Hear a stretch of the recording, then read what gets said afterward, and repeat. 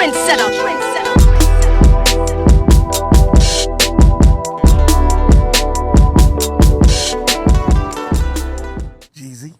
Yo, I remember Jeezy was with us. That's how I remember when you was talking But about. he was Shonuff CTE.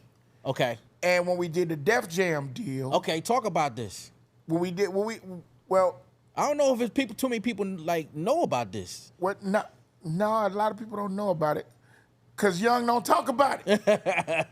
But it's okay. It's okay. Me and him kind of, we talk. Me and him good. You know what I'm saying? That's my brother. I love him. Yeah. But I'm sure he ain't never gonna be like, Jazzy lying. Right. I remember when you was talking about this. Yeah. People who know. Yeah. But when I met Jeezy, I met Young. He was out. I see him out in clubs and everything. I see him with his Jeezy chain on. Right. And he'd be with an old school or he might have a new school. Right. You know what I'm saying? Whip. Yeah. Always fresh, always, fly. Yeah. And I was like, man, what's this dude? Right. I always speak to him. Right. And then one day I just decided to have a conversation with him. Yeah. I just had a conversation. I said, man, who are you, man? He's like, man, I'm Jeezy. He's like, man, what you do? I was like, I rap. I said, you don't rap. I'm like, boy, you trapping. I know what you're doing. I know, you know what I'm saying? Yeah. Because I got cousins, I got homies, I got everybody. I know the Right. I know, but he was upscale with it. He was a fly guy. You know what I'm saying? He was definitely a top notcher with the trap. Right. You know what I'm saying? And he was definitely on the top notch women. You know what I'm saying? He was on the same thing I was on. Right. He just had a different look. He was like a little more thugged out. Yeah. But the women like that too. You know what I'm saying? And he knew that. Right. So he's like, man, I'm gonna come over to the studio and I'll let you one day, man. Let me pull up on you. Like, all right. Yeah. So he came over. Him being a businessman, he came over. He had like 7 or 8 CDs in a stack, and there were the album called "Come Shop with Me." Right. I remember that. They had the soft and the hard, and that album had like Pastor Troy, Lil Jon, had everybody, Trick Daddy, everybody was on there. Bone Crusher, everybody was on that album, and I passed it out amongst noontime. You know what I'm saying, with Meezy, and everybody. Yeah. And everybody came back with something different. Yeah. It was like, yo, I could tell he a real. That's all I kept hearing. I could tell he really. Right. You know what I'm saying? I was like, oh, okay. I could tell you know what I'm saying? Yeah. So that attracted me to it. I was like, yeah, because I feel what he's saying. I feel what what he's doing. And I just called him up to the studio one day, and we just started working. We just started working, and we did a deal. We did a deal between us and with Coach and all of them. Right. And we did the quit acting. I know you wanna holler. Know you wanna holler. Know you wanna holler. We did that. We did the Dave Chappelle is what I call it. I'm rich, bitch. 2 cars and a truck. Right. I'm rich. That was the song that got him his record deal. Ah, really? Yes. Wow. That song. That's the song that got Jeezy his record deal. That song, period. Because we were in L.A. Reid's office. Paint the scene for you. We went to L.A. Reid's office. Shakir was like, yo, I want to take dude up to L.A. Right. Once Shakir heard it, he was excited about it. Yeah. So he was like, man, I want to take dude up to L.A. Reid, man. What you think? I was like, yeah. So, he had his own agenda. He played. He said he wanted to play one record and then that's it. Right. But I've been in there with LA already. You know what I'm saying? Yeah, I had CC already. Right. You know what I'm saying? Oh, really? Yeah, we'll go back. We'll go back. All right. But so I was like, when you come in here, bro, he gonna want you to perform. He's like, perform? Like, he wasn't with that. He was like, I was like, but I know he gonna, you know what I mean? He gonna perform. So LA is gonna hit a button. And then people are gonna just walk in. So it's just so we walk in. We up in L.A. Reid's office. He had a makeshift office at the time, so it was kind of tight.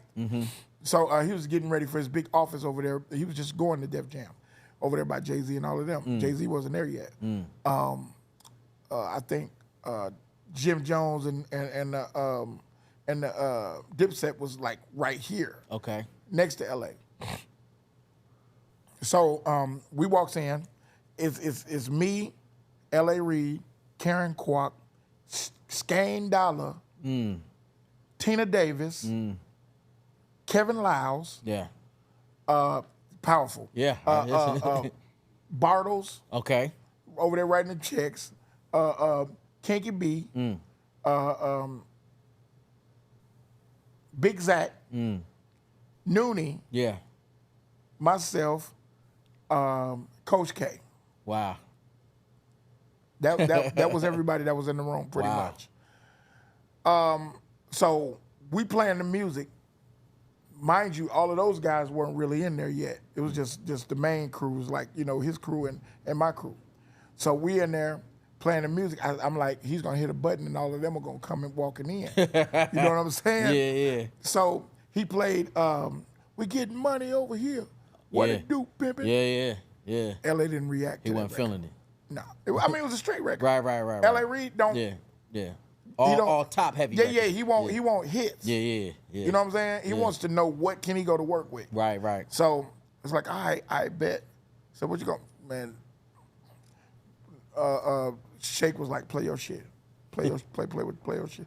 So I go over there and you know what I'm saying? Because they were playing it from their side, some CTE side of things. I said, let me play something. Because I'm like, we're not leaving here without having this deal. Yeah. So I played the record. I said, 2 cars and a truck. I'm rich, bitch. Soon as, because Dave Chappelle was on fire at the time. I played that boy, L.A. Reid went crazy. He went nuts. He stopped the beat. He said, hey, what we doing? He said, come on. He said, get up, come on. And he was like, whatever you doing, man, with all of that you got on, he said, man, you ain't got to do it no more. You ain't got to do it no more. Wow. So this is it. So, come on. He hit the button. Everybody started walking in, Skane, all of them walking in. And, bro, the rest is history. Wow. Jim Jones never walked in L.A. Reid's office. They basically didn't rock with L.A. Reid like that. Interesting. You know, it was Dipset. It's like, you know what I'm saying? It's kind of like, you know what I mean? Yeah. And it's like, you know, Jay-Z's illegitimate kids kind of, you know what I'm saying? Yeah. Like, you know, and he about to go into business with Jay-Z. Right, and they doing that. Yeah. So I think that was kind of the friction. He came in there with a cape on. He had like he was getting his hair cut. He walked in, he said, hey. He leaned in. He said, hey. He pointed at L.A. Reid, said, don't mess that up. He said, Jazzy Fizzle. He said, hey, man. He talked to G. He said, my dude. He said, you got it. Hey, holla at me. Yeah. You know what I'm saying? Yeah. Jim, he walked out. L.A. Reid's eyes was like this. He was like, whoa. He said, man, Jimmy don't come in here for nothing. Wow. He was like, yeah, I want to do, because he wanted to be friends with them. Right. You know what I'm saying? It's kind of like warming him up to the building. Yeah. You know what I'm saying? Yeah. It was like, oh, L.A. doing the right thing over there. Okay. You know what I'm saying? Yeah. It was kind of a nod. It was a real nod. L.A. was like, man, I'm not finna let y'all walk around this city, you know, unsigned. I'm finna get the lawyers, everybody over here. Yeah. We did the deal. Trendsetter.